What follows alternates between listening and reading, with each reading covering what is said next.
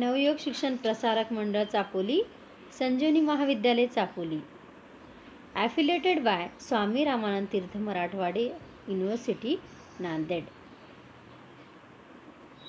Myself Dr. Thorat Mandakini Manohar, Assistant Professor and HOD of Zoology Department.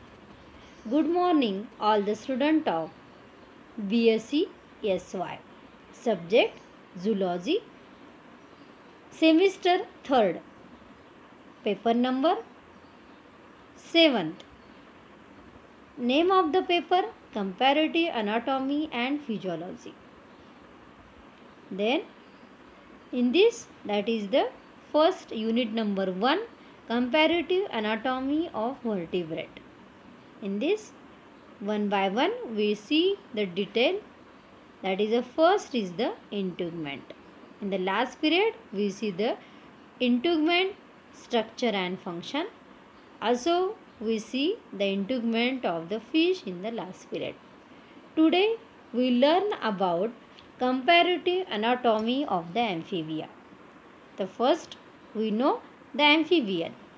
Amphibian, for example, frog. Those species, they are found in both conditions. They are found in the aquatic water and they are found in the land or the terrestrial.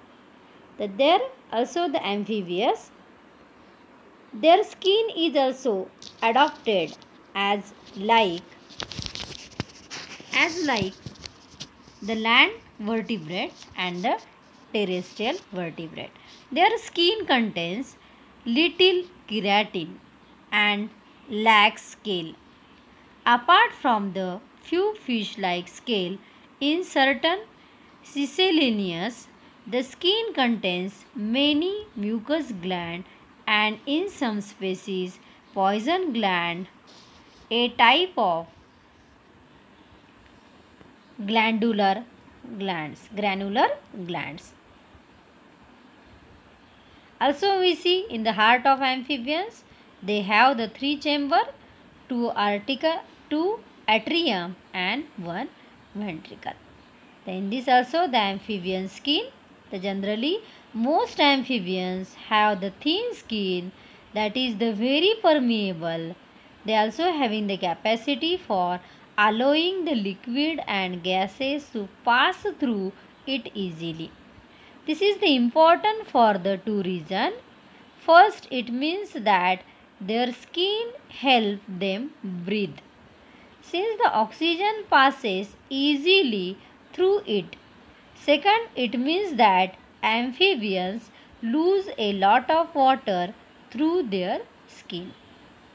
In this also the figure we detail about see, that is the amphibian skin, that is that they also divided by the 2 layer, epidermis layer and the dermis layer. So we see that is the epidermis part, they are to form the different layer, like outermost stratum corneum, middle is the stratum germinatum, then basement membrane. In the dermis part, that is the different glands are present, like the mucous gland. This part is also called stratum spongiaceum, stratum compactum, tela subcutaneous.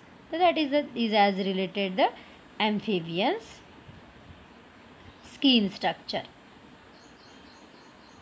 In also the next phylum as related, that is the reptiles. In the reptiles we know that is the reptilians, means the those species they having the crawling nature. For example, snake. In this also we see that is in some, that is absence of the scales and some differentiation from some adaptation in their skin. Also their skin of the reptiles, they are divided by the 2 parts, epidermis part and the dermis part.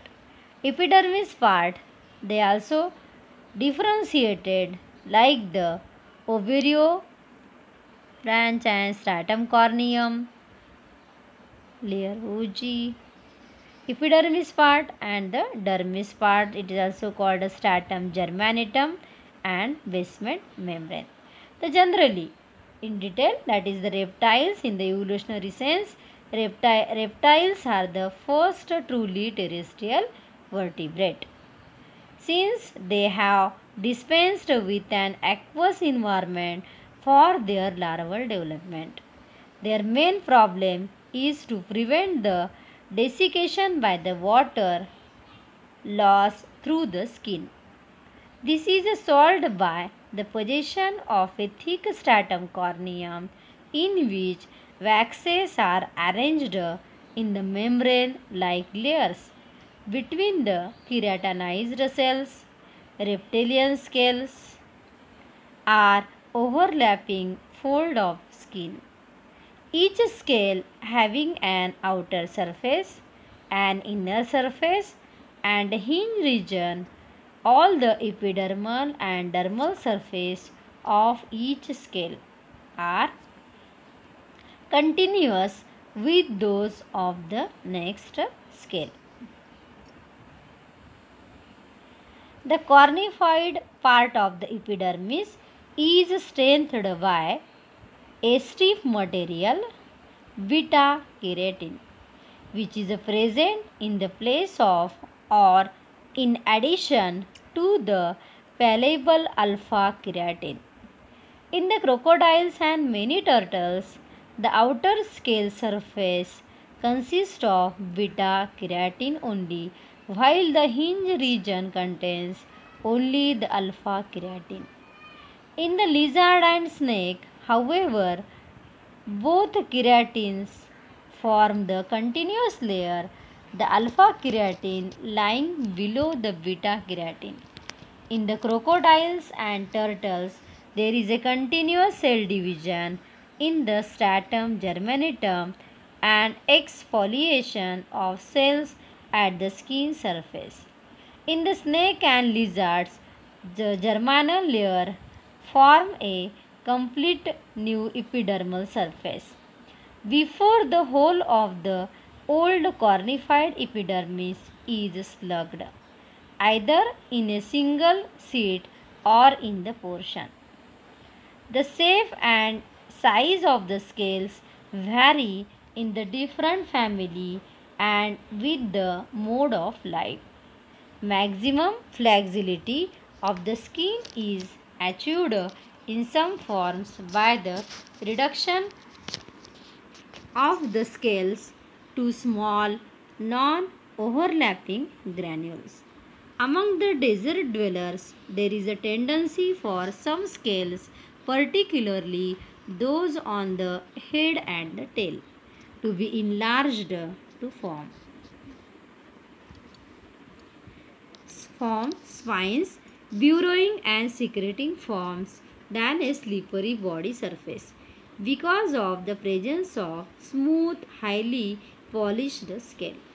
The skin is often reinforced by the bony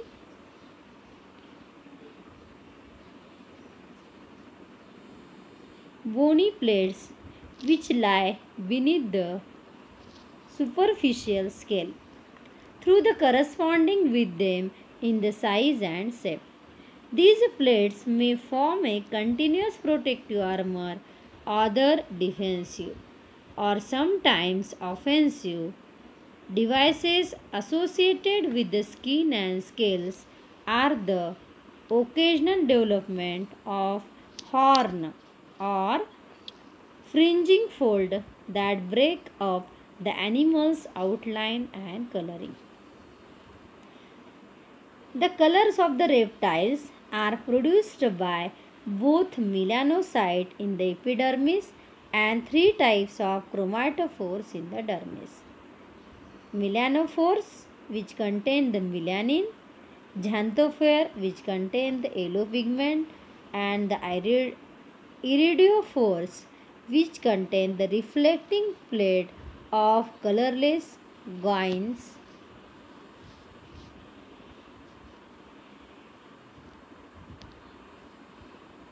The pattern may be fixed for the concealment by camouflage. or the chromatophores may provide for the rapid color change. Reptilian skin possesses the glands, but they are usually small. Most are holocrine, some are tubular.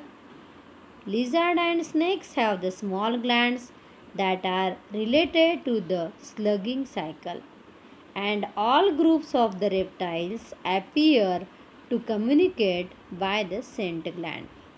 For example, Chelonians, that is the turtles and the tortoise, have the glands in the throat, inguinal and axillary region, and snakes have the sac-like scent gland at the base of the some tubular. Lizard and snake have the small glands that are related to the slugging cycle, and all groups of reptiles appear to communicate by the scent gland.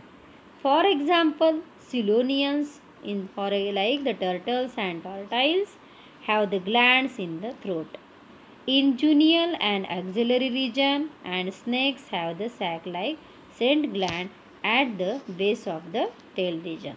Yes, in the today we learn about the amphibian structure and the reptilian structure. That is also the comparison. We see detail, that is the amphibians, they are found in both condition. In the reptiles, these are the first reptile terrestrial rep, terrestrial animals which are found in the land. Then also we see the differentiation of the amphibians and reptiles. Next period we see the comparative anatomy of integument of aves and mammals. Yes, goodbye. The student of. Yes, goodbye.